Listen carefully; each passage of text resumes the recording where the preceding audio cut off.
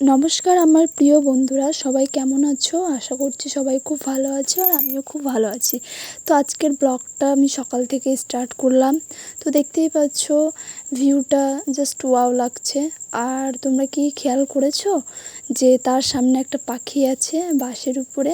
তো আমি সকালবেলা ঘুম থেকে উঠে গেছি, মানে অনেক ভোরে। এটা হচ্ছে ভোরের দিকের ভিডিও। আমি এসেছি আমার বাবার বাড়িতে ঘুরতে। তো আমার শ্বশুরবাড়িতে থাকতে তো আমি এরকম জিনিসগুলো দেখতে পাই না, কারণ সবসময় ঘরের মধ্যে থাকতে হয়। একটা টাউনের মতন জায়গা, হট করে এগুলো দেখা যায় না। ওই জন্য আমি সকাল সকাল ঘুম থেকে উঠে গেছিলাম। তারপরে দেখো বিকেলের দিকে খুব বৃষ্টি হচ্ছিল আমাদের এখানে। তো প্রচণ্ড হারে বৃষ্টি হচ্ছিলো, প্রচণ্ড হাওয়া হচ্ছিলো। এটা আমার বাবার বাড়িতে। তো কী বলবো, বৃষ্টির সময় ভালো লাগে না যে একটু ঘুরতে আসলাম, আবার বৃষ্টি শুরু হয়ে গেল। তো কী করবো, কিছু করার নেই। তারপরে বিকেলবেলা আমাদের বাড়ির সামনে নদী আছে, নদীর মাছ নিয়ে এসেছিলো একজন, বিক্রি করছিল। তো আমার মাও মাছ নেবে, মাছগুলো দেখছিল কোন মাছগুলো নেবে। তারপর আমি রেডি হয়ে গেছি বিকেলবেলা ঘুরতে যাওয়ার জন্য। আর মায়ের বাড়িতে এসেছি, মাকে বলেছিলাম মা পিঠে খাবো। ওই জন্য দেখো মা আমার জন্য পিঠে বানাচ্ছে। তো এটা হবে কুশলি পিঠে, ওই জন্য নারকেলগুলো ছিলছিল। আর হচ্ছে দেখো পুরো কুশলিটা এই দুটো আমি বানিয়েছি। আর হচ্ছে এখন মা বানাবে।